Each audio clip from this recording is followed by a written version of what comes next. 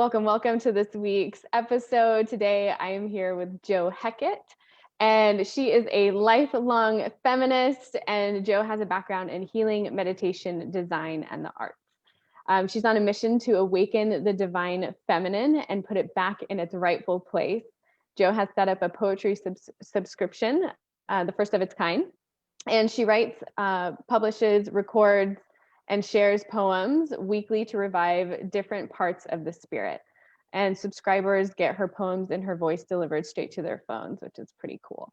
And through the senses and pleasure, her words anchor the long denigrated parts of the feminine experience back into the body.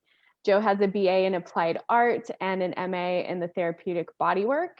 And she is envisioning the matriarch of our time and bringing that to life. So Jo is originally from the countryside of Ireland, and she has a culturally mixed background. She gives her a unique view of this gives her a unique view of the world, and she now resides and lives in London. So Jo, welcome, sister goddess. And we just figured out that we both did Mama Gina's mastery the same year, and and just now put it together, even though we've been connecting over the last few months. So it's been fun. It's been fun to get to know you as well. And thank you for being here today.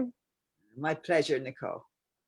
Awesome. So I know that we had talked about all things poetry, and this is kind of like an open mic. And before we get started and rolling into the poetry, I'd love to hear from you a little bit about your own personal journey and really to how you got to where you are now with your artistry, because really it's your self-expression and your voice that you're bringing to light. So I'd love to hear a little bit more from you about that. Yeah, thanks, Nicole. So I'm as well as a poet, I'm a visual artist, and I've been doing that pretty much all my life. I started at art college before I left Ireland when I was still a teenager.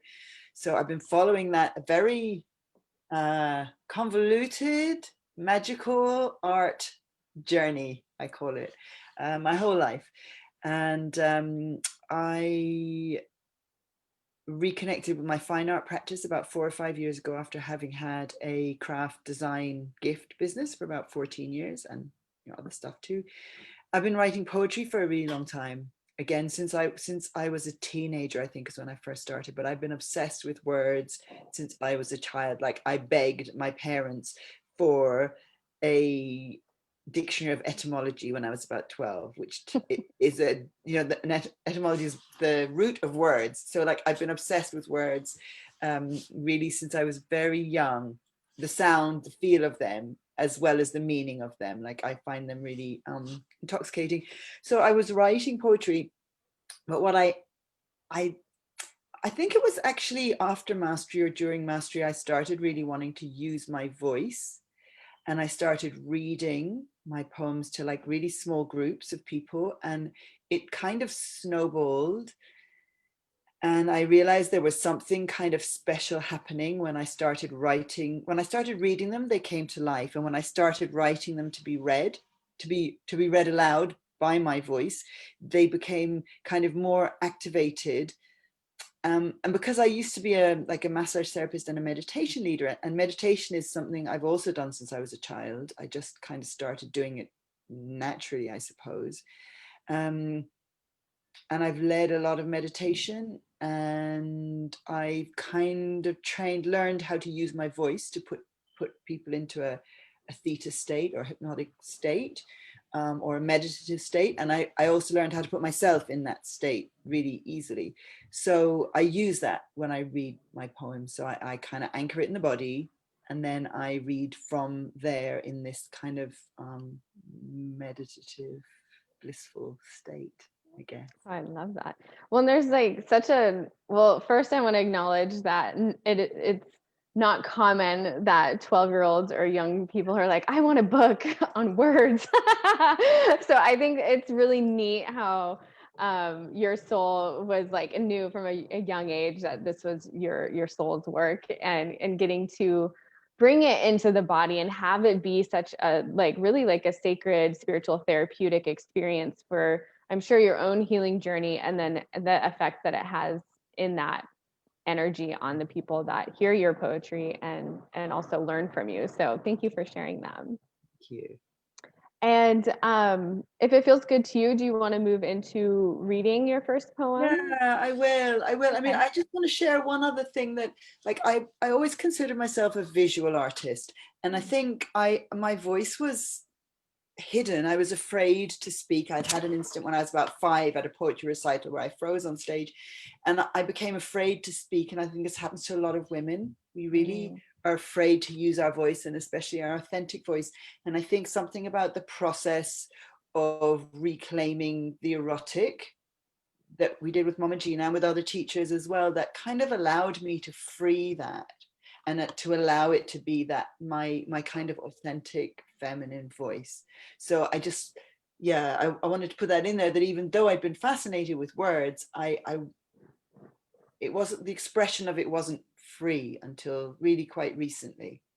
Oh, thank you for sharing that. And if you could elaborate a little bit more, because that's something I experienced for myself personally as well. Is I had, and I think this is just very common for women in general, just because of oppressive factors, and in all the ways that women have been oppressed, especially around our voice, where I think it's pretty common that women don't really step into or heal that connection, that relationship to their voice until much later in life for a lot of people.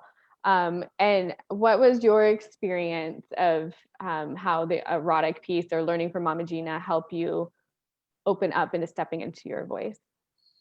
I mean, I haven't really thought about that specifically, but I just found that I wanted to do it, and I enjoyed the sensuality of it. And I just like I said, I started doing it small, and sharing, and then it started to snowball, and I started to seek out opportunities to speak more and more.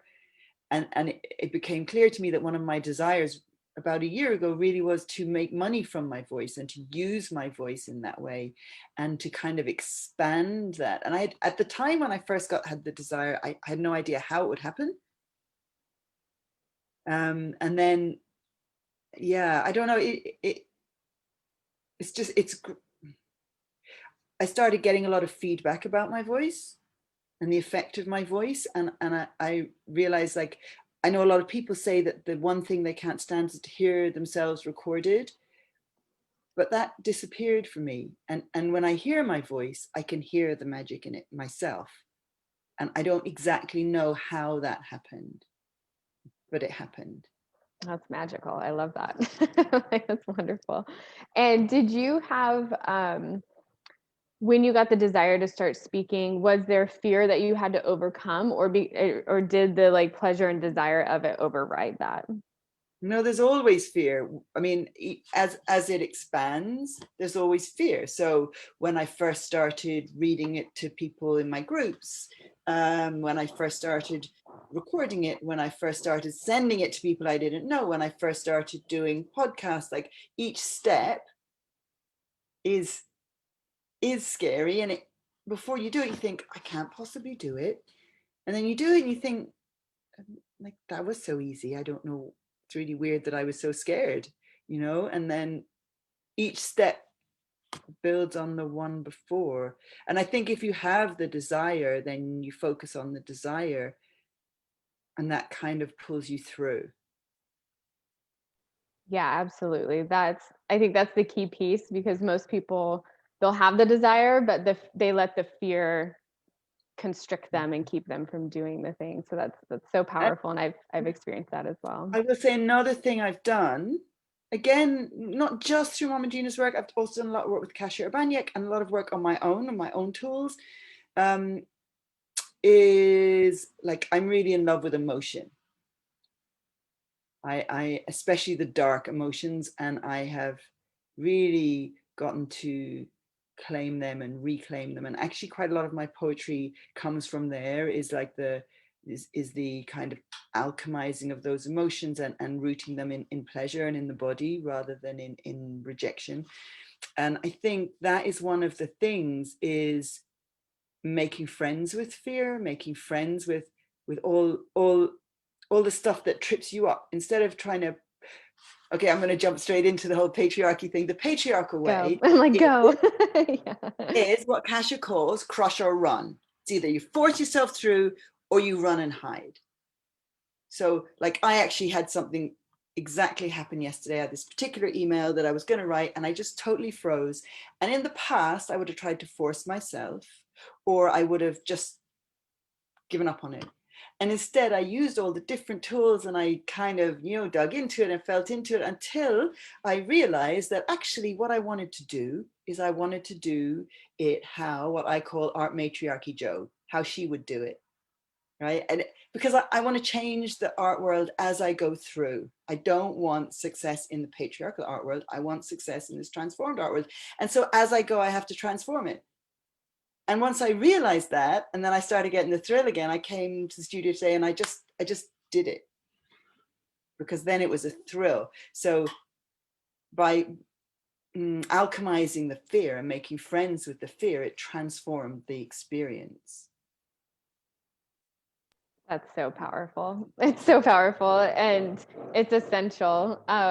It's absolutely essential, especially for women, to be able to have that emotional maturity and mastery, because we're not taught that mainstream in the patriarch, right? It's like the crush it or avoid it, like you said, the crush it and run away.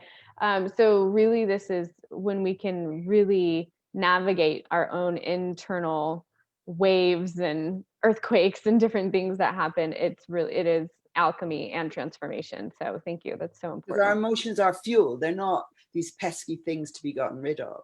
Yeah. They're really, really important, really important. And so again, that's another thing that I do. I really focus on quite a lot with the poetry on like catching and alchemizing those emotions for people. Yeah. Although I don't think the two I picked today, I'm not sure that they specifically do that, but yeah. Okay. Well, I would love to hear the first one. And I will probably, when you are reading, I'll put myself on mute just because there's a little bit of construction happening in the building that I'm in. So I don't want it to interrupt, but. Perfect. So I'll just give a little bit of intro. This one is called Horses. And one of the reasons why I wrote about this is because I think a love affair with horses is something that a lot of girls go through. And I think it's something, I mean, some boys do too, but it's something specific about a certain age of girls before they hit puberty, where horses symbolize something very specific in our kind of inner mythology. And so, but this is based on real life. It's called Horses. The thing about horses is they remember when they had wings. When we were children, a fallen tree was cause for jubilation. That blocked pathway would soon set us free. Speed alone was not enough. We rode wild. No saddle, no bridle, bare legs on round backs. Felt their skin shiver. Their wings beat, our hearts beat. Gathering pace, quicker, swifter, we both knew that flight was coming. And that moment, when we were free, free of the earth, free of thought, free of grief, that brief moment between leaping and landing, between then and now, that's the moment we lived for. Nowadays, we obsess about unicorns, their magic horns and rainbow eyelashes, but it is Pegasus who rules the horses.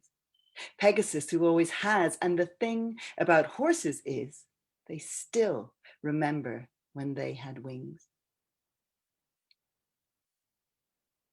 And that's Horses. Okay. I teared up in like the first sentence.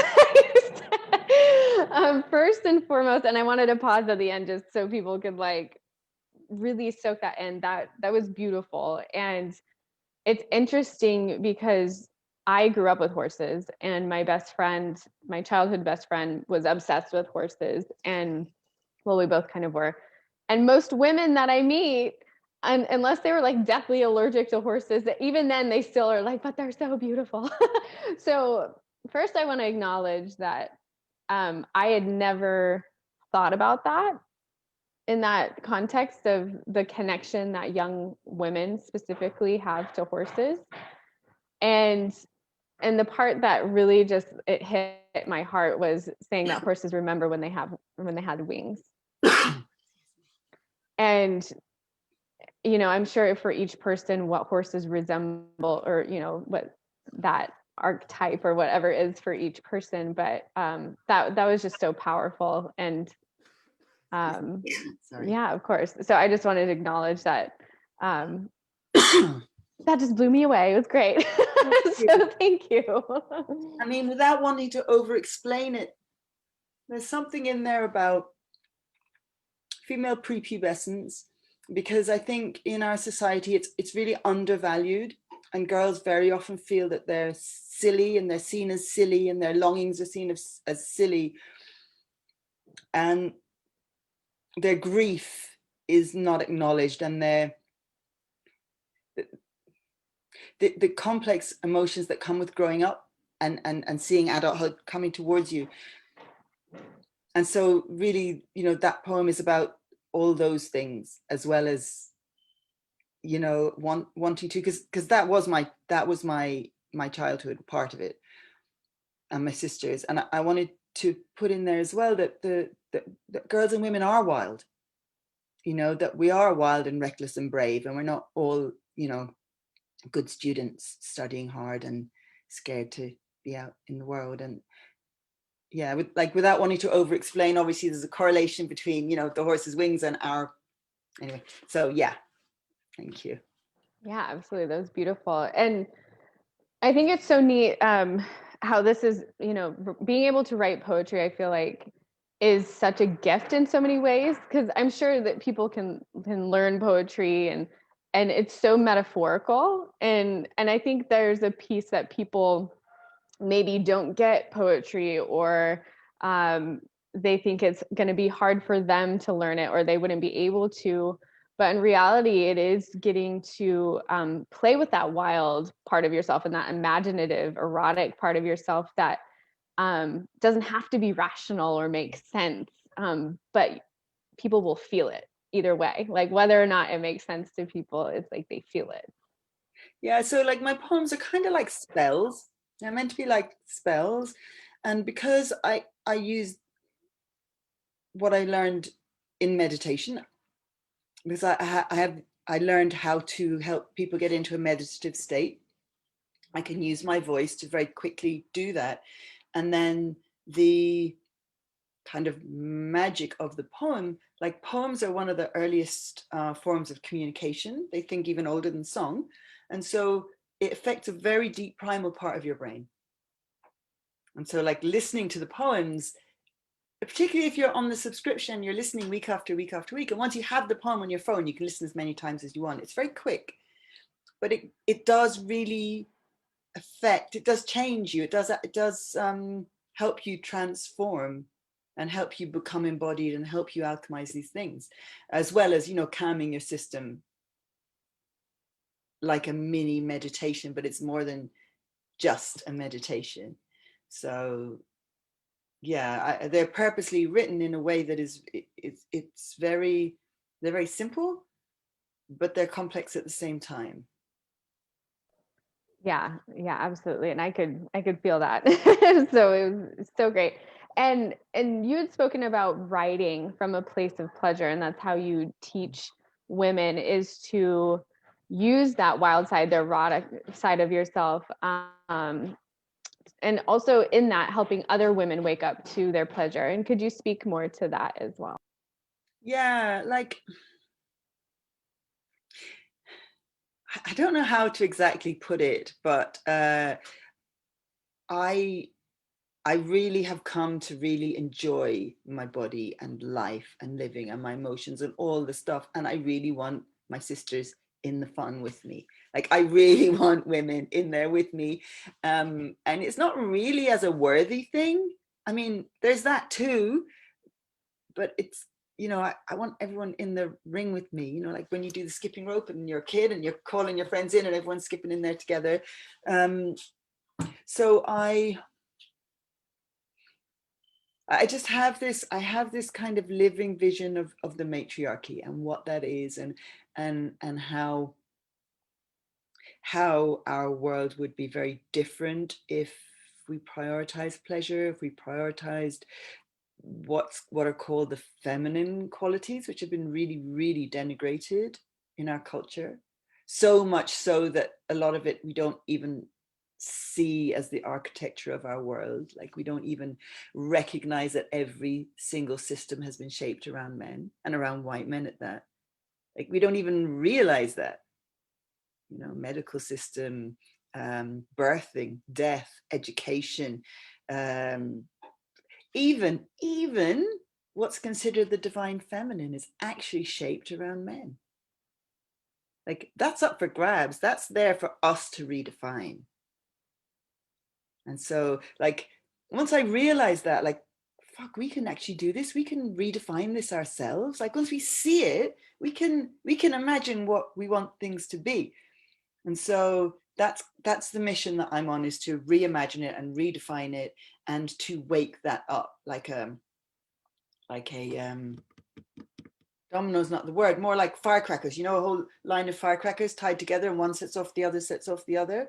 It's more like that. I want to sort of be an agent provocateur, disruptor, subversive, pleasure activist, revolutionary, whatever. I don't know.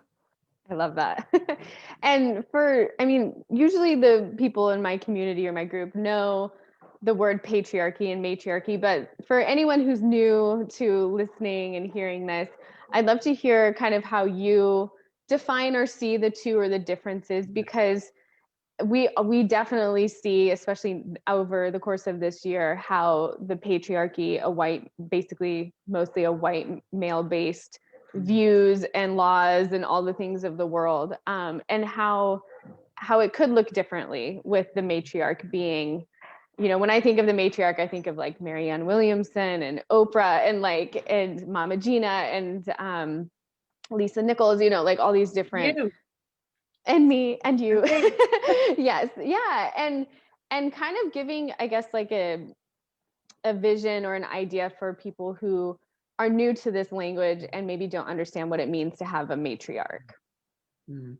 So, I mean, academically speaking, there's a difference between a matriarchy and being matrilineal. So it's like, at a certain point, God, it's hard to know exactly where to start, but if you think back to before agriculture, there was no need to own land. There was no need to own stuff when people were nomadic. And so it didn't matter who children's father was. It actually didn't matter. And when you look at how people lived in those times, they tended to live in big groups, not family groups.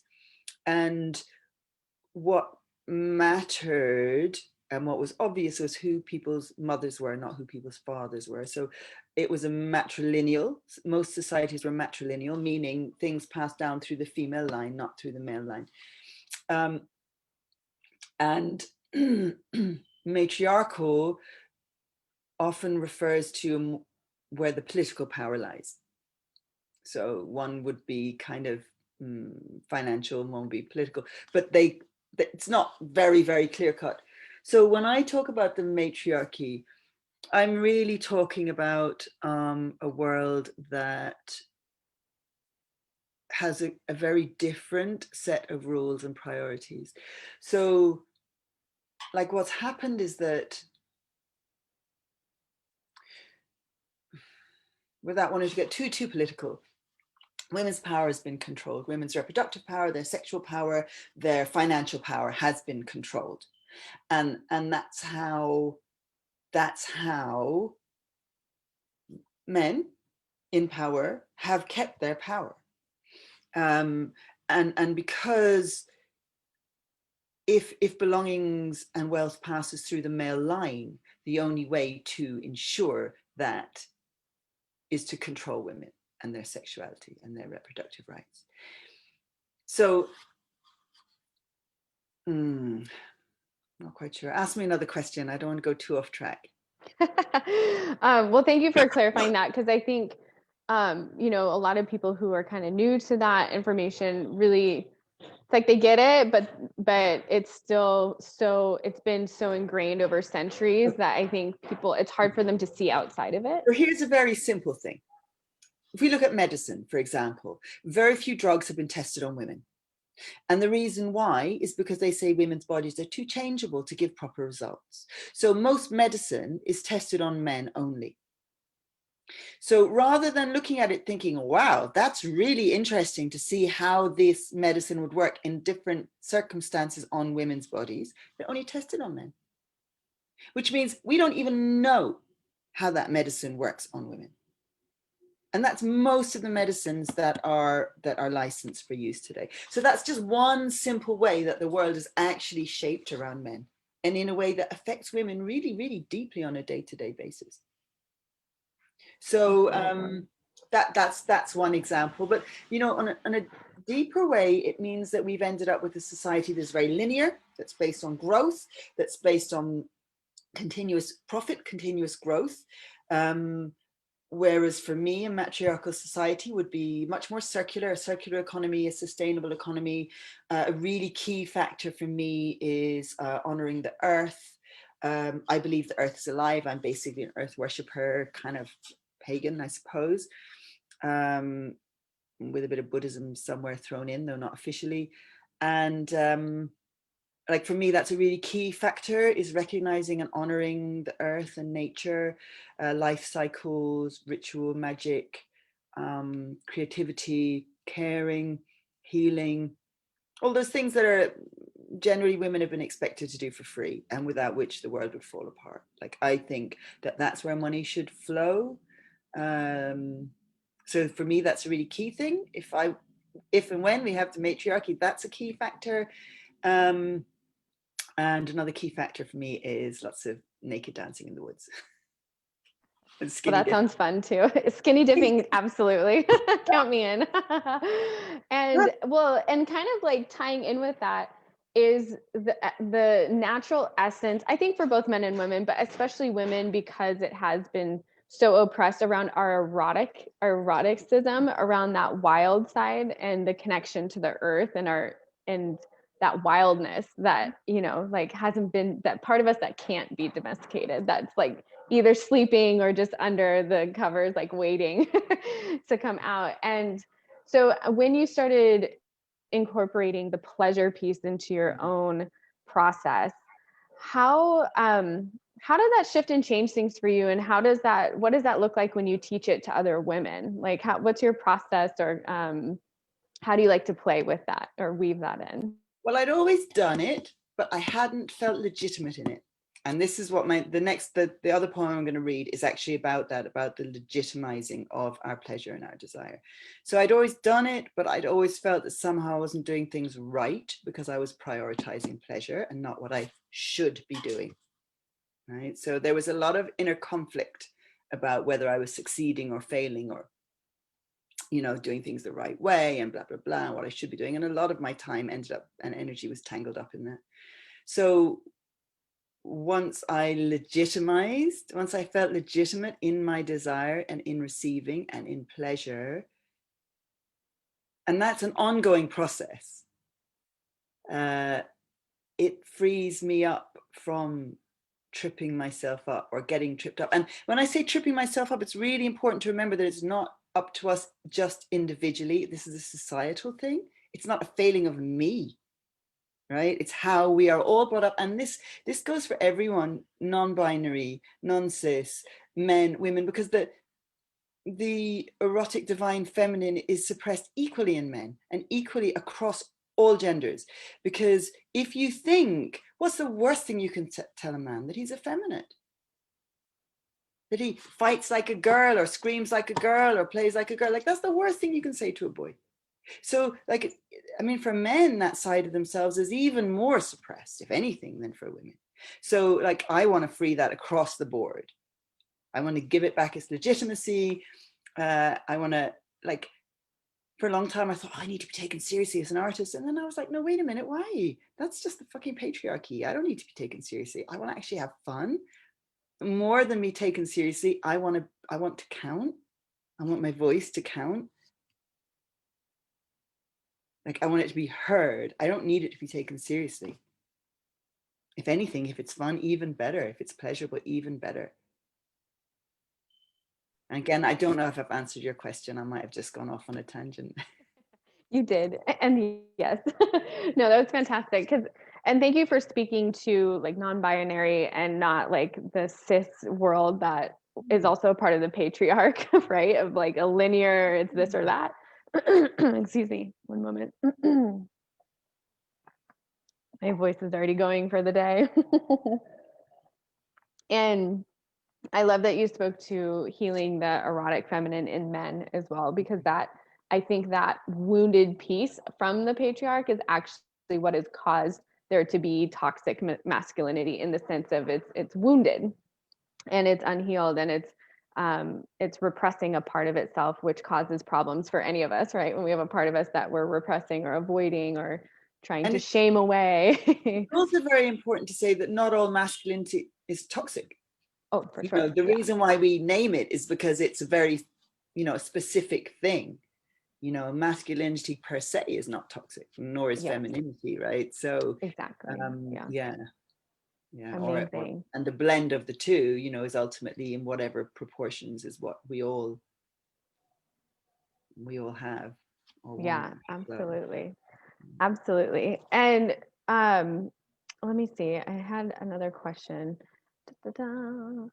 And so I would like to, speaking of this part of ourselves and really alchemizing the emotion, did you have over the years, was there something you learned along the way that really helped you, or was it poetry itself that really helped you to alchemize and start working with your emotions as fuel rather than the thing that was the detriment of you? Because I know that's a process for all of us. Yeah, there's a lot of things. I went through a very difficult year, the year I turned 50, and I was going through perimenopause, and there was a lot of things going on. I had teenage children that were going through their own stuff, and it was the year that the Ebola epidemic was, you know, threatening Africa and the world. And I had a huge amount of anxiety. It really blew up, and I hadn't meditated for a few years at that point. I'd had it a while, but I hadn't really been, and I started really meditating again. And that was the first thing. And I started reading more and more about Buddhism, which I had been really interested in for a long time and dipped in and out of, but I went through this year of really reading a lot, meditating a lot. And in one of my meditations, I just had this huge realization that my fear and my anxiety was not my enemy, it was my friend. And it had the same aim as everything else, which was to keep me safe. And that was it. And when I realized that and welcomed it in, things really started to change.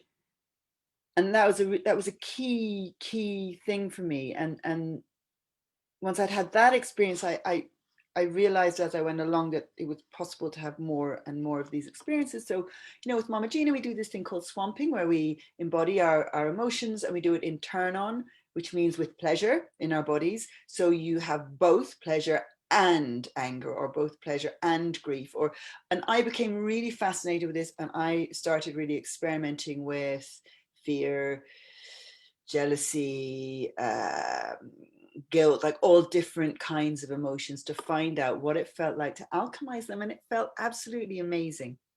And then I did more work with Kasia Urbaniak, and she does quite a lot of this as well, emotional alchemy.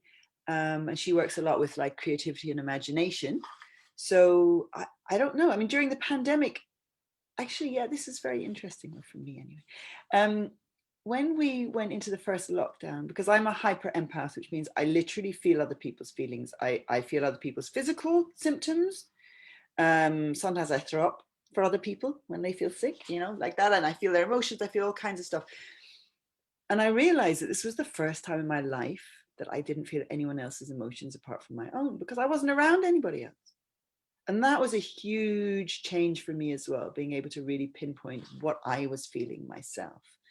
And then, yeah, working with the poetry even more than, say, the painting, because when I'm writing the poems, I start with a feeling and I go into that feeling, and then I explore it as I write it. to try and kind of bring it out in the words. So it's like I have a feeling, and my aim is to bring that out through my voice into your ear and into you, and to kind of do some magical thing with it as that happens, so that you get the benefit of all my years of meditation and so on without having to do it all yourself, basically.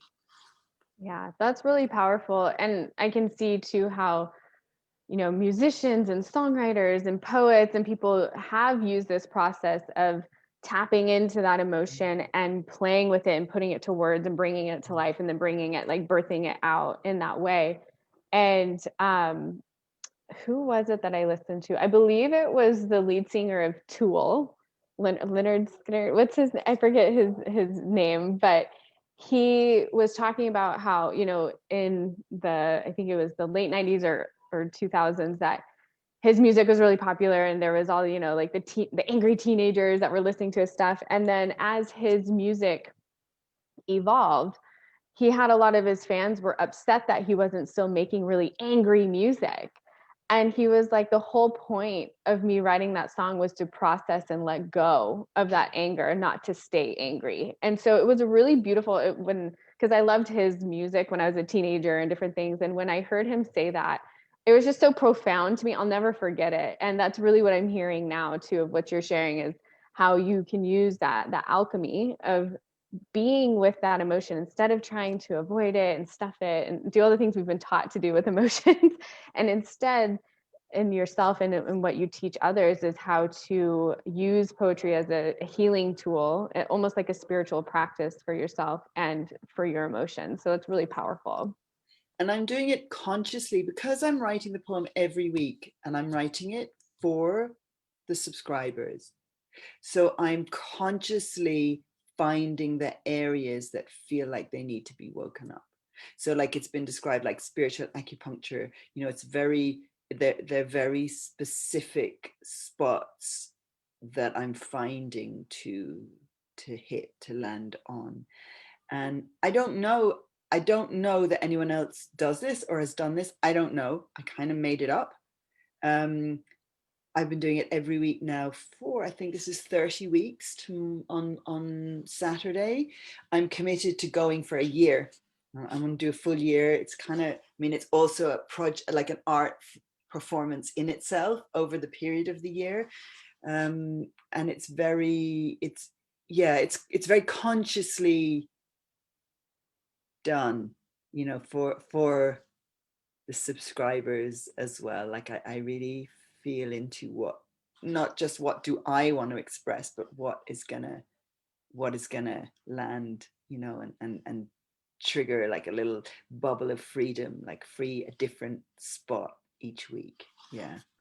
I love that. That's so juicy. And it makes me think of, so I'm a coach, and every group course that I've done or group courses that I've been in, there's a different energy to each course or class or workshop, because you have different groups of people. So what I'm hearing too is like, and as you work with those, different things come up and you tap into like, oh, the plan I had for this, we're actually going to do this instead because this is what the need is in this community, in this group right now. And what I'm hearing on what you're doing is, in creating these messages and these poems, it's like you get to tap into that collective group and be like, what's up for people? Like, what am I feeling? Like, what is it that they need to hear to feel a little bit more free this week, kind of a thing. So, and that is more subtle and energetic in that way, but that is our evolution. And that is part of the matriarchy, is being so in touch with those pieces of our community where we're in service. And it's such a healing space. So thank you for sharing that too. And go ahead. I was going to say, do you want another poem? Yeah, I was gonna say, I think this is a good time to tie in the next poem. So just to let people know that I want to special, I should have said this at the top of the interview as well, but for your followers and listeners, I want to do a special offer where when they sign up, they'll get double poems for the first month. So the way the subscription works is you get a poem every week At the moment it's Saturdays. You can either have a month, single month, or you can have a rolling subscription, and you can either have an audio file or you can have me read it directly personally to your phone just for you. So there are a couple of different versions, but every single version, whoever signs up of your followers or listeners, I'm going to give them double poems for the first month. So instead of getting one every week, they're going to get two. So amazing. Thank you for that offer. That's just so generous and beautiful offering. So thank you. My pleasure. And so the poem I want to read now is called Legitimacy. And this is a really recent one that I shared. I don't think it was last week. I think it might have been the week before. So it goes like this. Here in the mountain's cool shadow, the secret path is easy to find. I listen out for the sounds of a million tiny drops falling as one. I weave through dusty rocks and spiked plants, waiting for that first glimpse of rainbow air, singing its joy to the world. I come here often, alone, to this pool of desires, this waterfall of replenishment. I play in the brook, wash away the dark cobwebs that have gathered around my thoughts. I bathe in grace. Triumph, luck, reward is all around me. The glint on the water, the spray in the air, tiny prisms of elation. Each bursting bubble rising to the surface releases opportunity, mine for the choosing. I soak up success, drench my hair with bliss, let delight cling effortlessly to my skin.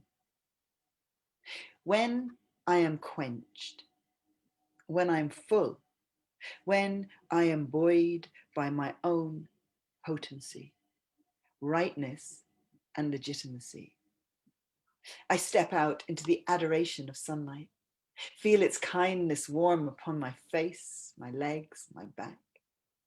My cheek accepts the kisses of the loving breeze, soft, soft, soft. My feet know the earth so well, are at home on the cool grass, grounded by the unwavering support of gravity. I am in the golden day. I am celebrated by the world as I stand here, renewed, naked, and alive.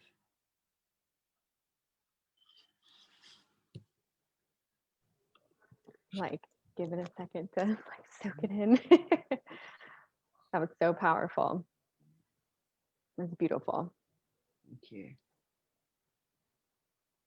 And it's interesting what like, and for someone to listen to that and really bathe in that, it's that self-acceptance of just that validation that comes in for someone's heart and soul and emotions is so powerful. What did you feel, Nicole? Yeah, for me it was very grounding, and it just felt like integrating. Like it was just like, oh yes, I already have everything I need, and everything. I love that you were talking about like the sensation parts too, of like desires clinging to me, or like that like almost magnetic feeling that like I'm overflowing, I'm full, things are attracted to me in that abundance, and which is just our natural state of being when we don't have the limitations and the patriarch and all the lies that we've been taught to believe. So the idea with a poem like this is that whenever you need that feeling, you can go back and listen to it again and again and again. And so Yeah. each of the poems does that. So maybe the horse is one, maybe when you want to feel a bit wild and free and you need that feeling of I can lift off and be in the air, then you can listen to that one. When you want that feeling of being full with your own legitimacy and to be reminded of your own desires and that the importance of them and bathe in them, then you listen to that one. And then there's other ones. There's ones to do with anger, there's ones to do with death or birth or being a parent, or all kinds of different flavors. And so the idea is that you have them on your phone and you can listen to them over and over and over whenever you need to, like an instant tool. Like the story I was saying of the meditation, when I realized that my fear and anxiety was my friend. Like you can go back to that moment over and over and over whenever you need to. So yeah. Yeah.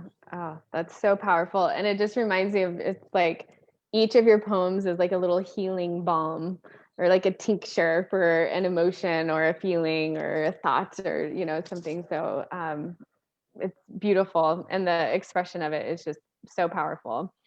So if in this group or listeners later are interested in signing up for your memberships, where can people find you? I'll be Yes. putting the links in here as well, but I'd love to hear from you as well. It's on my website, joheckett.com/poetry, or even if you go to joheckett.com, you'll see poetry. You can go and sign up there. And if you just let me know that you've seen me on here, then I'll make sure you get all your extra poems for the first month, or if you sign up for a single month, for the whole month. And I'm on Instagram quite a lot with all my art and all my, I do these goddess walk and talks as well, where I talk about pleasure and all kinds of stuff. So yeah, I'm Jo Heckett on Instagram as well. I basically just Jo Heckett everywhere. Amazing. Amazing, amazing, amazing. Well, thank you so much for coming on today and sharing your magic, your poems, and your wisdom. And I hope to have you in here sometime soon. Yeah, I'd love to. Maybe I'll come and talk about my visual art or something like that. Oh, yeah, that'd be great.